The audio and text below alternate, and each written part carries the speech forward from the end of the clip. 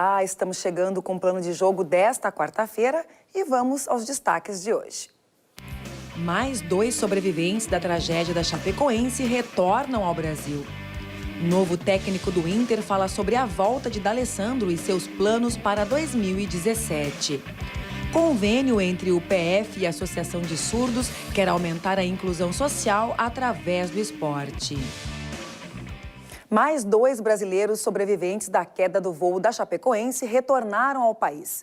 Dos 4 brasileiros que saíram com vida da tragédia aérea, apenas o zagueiro Neto segue na Colômbia. Imagens feitas por um funcionário do Hospital San Vicente Fundación mostram o lateral Alan Ruschel sendo levado de maca para a ambulância. Outro vídeo mostra o jornalista Rafael Renzel saindo da Casa de Saúde colombiana rumo ao Brasil. O avião da Força Aérea Brasileira, equipado com UTIs móveis, pousou em Manaus por volta das 3h30 da tarde, horário de Brasília, para ser abastecido. E foi homenageado com saudação das águas. O goleiro Jackson Follmann foi o primeiro a chegar no Brasil no começo desta madrugada. Ele foi levado de ambulância ao Hospital Albert Einstein depois de ter pousado no aeroporto de Congonhas, em São Paulo. Ele chegou acompanhado da noiva e de um médico da Chapecoense. O Follmann foi medicado, obviamente, por uma questão da dor que ele tem pela fratura na segunda vértebra cervical, pela amputação, mas isso é a mesma medicação que ele vinha fazendo lá. Ele não teve nenhuma dor adicional por causa do voo. Isso tem que ficar bem claro. Então foi um voo extremamente tranquilo, saudável, salutar. A gente teve um momento de descontração durante o voo, a equipe foi extremamente humana. De acordo com o boletim médico do Hospital Albert Einstein, Follmann está internado na UTI. Ele foi submetido a uma série de exames e encaminhado à cirurgia para corrigir uma fratura na coluna cervical em uma das vértebras. O zagueiro Neto segue internado na Colômbia e deve retornar até o próximo final de semana. Melhor aí para esses 4 guerreiros. E o novo treinador do Internacional foi apresentado na terça-feira em uma coletiva no estádio Beira-Rio. O Antônio Carlos Zago falou sobre o retorno do ídolo D'Alessandro e seus planos para a próxima temporada. D'Alessandro é um dos 3 maiores ídolos da história do Internacional. Na minha opinião, era um jogador que deveria ter ficado no Inter, não sei o que aconteceu, mas por toda a história dele, eu espero contar com o D'Alessandro no próximo ano, até porque é um ano atípico, é um ano importante na história do Internacional e a gente espera contar com grandes jogadores, como o D'Alessandro é um desses jogadores. Eu acho que é sempre bom você ter jogadores e líderes como o D'Alessandro no elenco. Em relação ao futebol, tenho que conhecer o grupo primeiro para poder fazer uma análise em cima de tudo aquilo que nós vamos trabalhar. Mas eu sempre assim fui muito sincero, as pessoas que me conhecem no Juventude, gosto de um time toque de bola, de triangulações, uma equipe que procura ser ofensiva, nunca esquecendo também da parte defensiva, que eu acho que é muito importante, compactação dentro de campo. Eu acho que isso aí não só eu, como todos os outros treinadores procuram fazer dentro das suas equipes. Sem time gaúcho na decisão, a Liga Nacional de Futsal terminou com o Corinthians comemorando seu primeiro título na competição. Foram 6 eliminações seguidas em semifinais e muito sofrimento. No ano em que chegou a decisão da Liga Nacional de Futsal pela primeira vez, o Corinthians tratou de lavar a alma do torcedor e faturar o inédito caneco ao melhor estilo. Depois de vencer o Sorocaba fora de casa na primeira partida, o Timão precisava de um simples empate diante da equipe do craque Falcão para ser campeão. Mas os comandados de André Bié queriam mais. Empurrados por mais de 6 mil corintianos, o alvinegro desbancou o rival por 5-2. Gols de Leandro Caires Davis, fez 2, Marcel e Vander Carioca, que aos 40 anos conquistou a Liga Nacional de Futsal pela segunda vez, 19 anos depois do seu primeiro título. Autor de um dos gols do Sorocaba, o outro foi marcado por Daniel Falcão, que fazia sua 12ª decisão da Liga. Teve de se contentar com o vice, o terceiro da carreira. Recordista de títulos, com 9 canecos, o camisa 12 foi campeão a última vez em 2014 com o mesmo Sorocaba. Há 4 anos, a Universidade de Passo Fundo desenvolve ações com a Associação de Surdos de Passo Fundo. Neste ano, um convênio foi assinado para aumentar a inclusão social dessa comunidade através do esporte. Confira na reportagem da UPF TV. Imagine se os mais de 6,5 bilhões de habitantes do planeta fossem iguais. Uma das maiores riquezas do ser humano é a diversidade e a existência de indivíduos com diferentes culturas, etnias e características colaboram na construção de um mundo, no mínimo, mais inclusivo. Aqui, por exemplo, os gostos também são distintos. De um lado, tem quem prefira o futsal. Do outro, tem quem aprecie aulas de ritmos. E a gente pagava aluguel, não tinha questão da saúde, do exame, preparo físico. E aí, há 4 anos atrás, a gente começou a desenvolver junto com a UPF, junto com a professora Lorita, conversando com ela, que aceitou esse desafio de iniciar na UPF esse treino com o grupo de futebol de salão. Aí conseguiu para nós um estagiário, uns bolsistas que nos acompanhavam com um treino uma vez por semana, até nós chegar no dia de hoje, né, e oficializar a assinatura do convênio.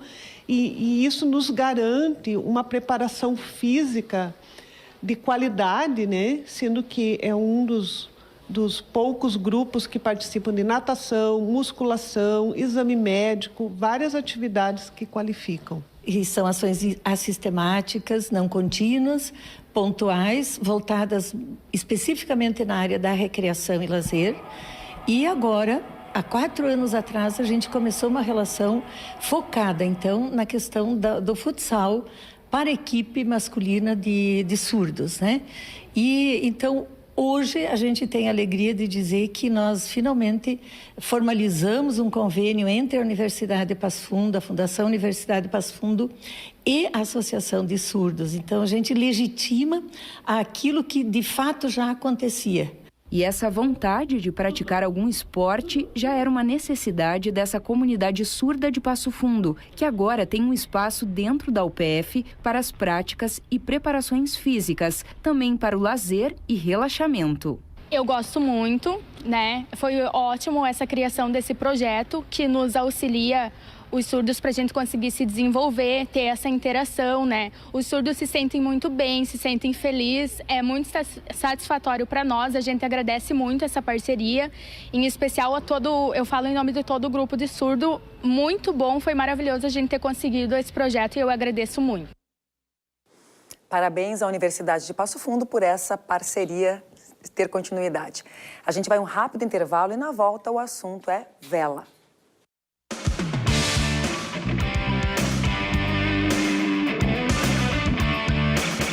Hoje quem está aqui conosco é o velejador Samuel Albrecht, que disputou os Jogos Olímpicos do Rio de Janeiro. Prazer em te receber aqui, Samuel. Tudo bem? Prazer é meu. Boa tarde. Samuel, tu e a Isabel Swan formaram a primeira parceria mista de vela brasileira nos Jogos Olímpicos, se classificaram na NACRA 17, ficando na 10ª posição geral, né? Começo te perguntando o que é essa classe NACRA 17 e como é que se deu essa parceria? Foi uma experiência nova, né? Sim, isso foi uma demanda aí da Federação Internacional de Vela, que para esse ciclo de 2012 a 2016 botou no programa olímpico uma classe mista. Pela primeira vez, homens e mulheres deveriam obrigatoriamente velejar juntos. Sim. Né? E num barco diferente, que é o NACRA 17, um barco radical de 2 cascos, que a gente chama um catamarã, um barco muito rápido. Então foi realmente uma experiência diferente, né? Velejar com uma mulher. Eu e a Isabel Swan já éramos amigos de longa data. Quando ela esteve nas Olimpíadas de Beijing em 2008, ela velejou com a Fernanda Oliveira, né? Na ocasião elas ganharam a medalha de bronze. E eu fui para a Olimpíada também de 2008 na classe 470. Então nós éramos parceiros de treino, já nos conhecíamos há bastante tempo. E agora, em 2015, surgiu essa oportunidade de a gente velejar juntos aí para essa Olimpíada do Rio de Janeiro. E tem alguma diferença básica entre velejar com um parceiro homem ou mulher? Alguma coisa ligada à força, ou maneira de pensar e agir? Não, existe bastante diferença. assim, no final das contas é bastante parecido, né? Tá todo mundo em busca da performance, do objetivo, mas o relacionamento com a mulher é um pouquinho diferente em relação ao homem, né? Eu acho que com o homem é um pouco mais fácil. O homem ajusta as coisas mais rapidamente, assim. Com mulher, eu acho que as coisas têm um processo um pouquinho diferente. As mulheres também têm aqueles dias que são diferentes para elas. A questão da força física, né? Existe um pouco de diferença. O barco era muito exigente, então tinha que dosar um pouco essa carga de trabalho para que as mulheres não tivessem lesões enfim, era um trabalho diferente. Mas é uma troca interessante, né? Essa interação, essa sem dúvida. Diferença que se somar... sem dúvida. Um respeitando a diferença do outro, exato, e a coisa acontece. Exato. Todas as duplas tinham essa situação. Muitas situações eu acabei aprendendo com a Isabel, né, pelo lado feminino, de se portar e de resolver algumas questões. Não só com a Isabel, eu tive a oportunidade de velejar com outras parceiras nessa campanha. E sempre aprendi algo, sempre foi uma troca de experiências, assim. Que legal. E já pulando de Olimpíadas, né? Já estamos no final de 2016. Quais são os projetos teus, Samuel, para 2017? Obviamente, dentro do esporte, tem já algum calendário de competição com Veleiros do Sul? O que está previsto? Na verdade, eu me dedico paralelo ao esporte olímpico, digamos, à classe oceânica, né? Eu administro uma equipe que tem 2 ou 3 veleiros e a gente compete algumas regatas aí pela América do Sul. Então a gente já tem um calendário bastante armado. E agora em fevereiro a gente participa da regata mais tradicional da América do Sul, que é a regata Buenos Aires-Rio de Janeiro, uma regata com uma tradição de muito tempo. E o nosso barco vem batendo recordes e ganhando as principais regatas do Brasil, né? A gente acabou de ganhar Recife-Noronha, ganhamos a regata Santos-Rio, todas as regatas de longo percurso aí a gente tem pulverizado recordes e vencido nos tempos corrigidos. Então a gente está apontando para isso. E em relação à vela olímpica, eu ainda não defini se eu vou seguir realmente com mais uma campanha para 2020. Certo, a gente está se encaminhando para o final do programa. Uma última pergunta, temos um minutinho ainda. Uma avaliação da vela no Rio Grande do Sul, assim, é um esporte que está forte, que está crescendo? A vela é um berço. Aqui no Rio Grande do Sul nós temos um berço, uma grande formação de velejadores e atletas olímpicos. A equipe olímpica sempre tem aí bastante atletas aqui do Sul. Acho que o Veleiros do Sul e o Jangadeiros e o Axlu Guaíba têm um excelente trabalho na vela de base, formando novos velejadores todos os anos. Então, eu acho que daqui para frente só vai aumentar mais, né? No domingo passado, agora aniversário do Veleiros do Sul, o Veleiros formou 61 novos alunos nesse último semestre. Então, espero que para frente a gente tenha mais velejadores de alto nível também. Obrigada, então, Samuel Albrecht, velejador olímpico. E pelas semifinais do Mundial de Clubes em Osaka, no Japão, o Atlético Nacional da Colômbia foi goleado pelo Kashima Antlers por 3-0. Os japoneses vão enfrentar na final o vencedor da partida entre Real Madrid e América do México. Nós ficamos por aqui. Até amanhã.